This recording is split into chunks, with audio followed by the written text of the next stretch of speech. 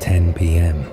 and the sky was covered with dark clouds when Layla decided to take a shortcut through the forest to reach her friend's house before the rain began. The forest seemed unusually quiet, and the damp air carried an eerie feeling that sent shivers down her spine.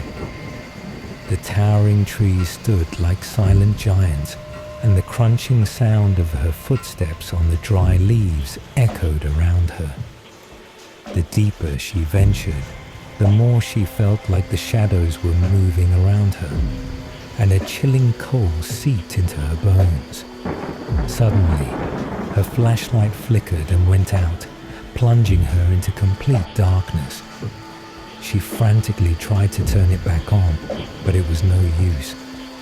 Her hands trembled, and faint whispers began to echo from afar. She couldn't make out the words, but they were clear enough to quicken her heartbeat. "Is anyone there?" Layla called out, her voice trembling. There was no answer, only the sound of the wind rustling through the leaves. As she struggled to find her way, a faint light appeared in the distance. It looked like a small lantern, or perhaps a campfire. She ran toward it, hoping to find help, but the closer she got, the brighter the light became until it surrounded her completely. When she reached the source of the light, she found herself standing before an old, abandoned cabin. The door was slightly ajar, creaking eerily as it swayed in the breeze.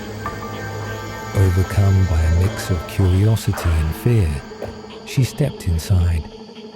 As soon as she entered, the door slammed shut behind her with a loud thud.